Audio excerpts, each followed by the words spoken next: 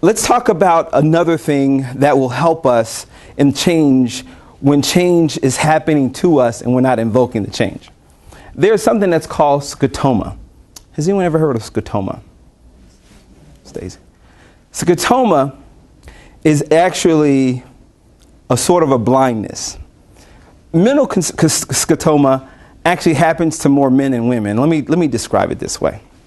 Let's say if you're at home and you're in the living room, hypothetically, and you need your reading glasses.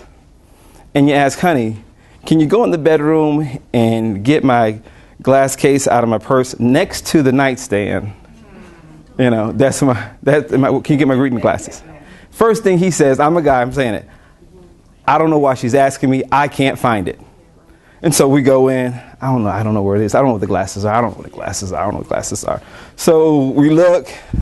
I can't find it. Look in the purse. I am looking in the purse. So what do? You walk into the bedroom, open your purse. What do you see? If it was a snake, it would have bit him. You know, and you give him the look. You know that look you guys give us. And you leave. That's scotoma.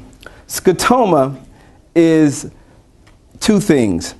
It's a mental blindness because it's this. If you keep telling yourselves something's not there, it's not there. It's just not there. Our mind is that powerful. Now, to be fair and even, this is what actual scotoma looks like. Let's say if we're at the beach and we can see this, the waters, the waves, the beach, we can see it pretty clearly. But a person with physical scotoma, the beach looks like that, where you can see part of it, but not all. Here's another view of it, where there's always this blind spot. That's physical scotoma. The interesting thing about physical scotoma has nothing to do with the eyes. This is in the brain. It's in the brain. So we can actually fool ourselves or teach ourselves into thinking, you know what? It's not there. It's not going to work out. So let's say if we're going through a change process and we have to move forward.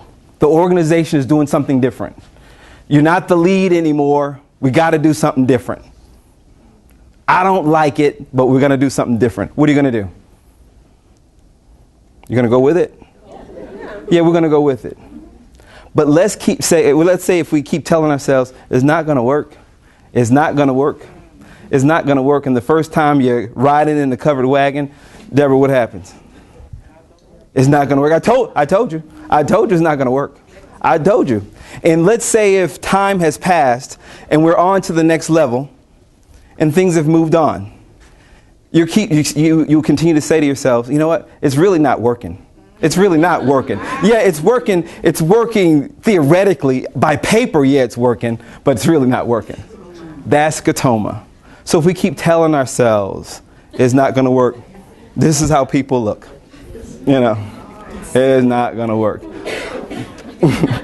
It's a clip out of them. Here's a story to help us with scotoma and helping people be better at the change process. There was an auction that took place at an estate, a wealthy estate. It was jewelry, linens, furniture, paintings. A lot of things of a large expense was being auctioned off. But it was one particular violin that was to be auctioned as well. It was a tattered and older violin. And so the auction price for that went for $5.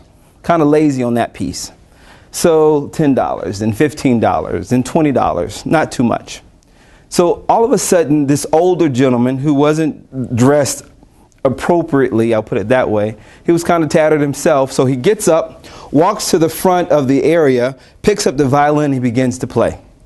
He plays this beautiful rendition to the point where everybody was just about moved to tears. He quietly and politely puts the violin down, goes back to his seat.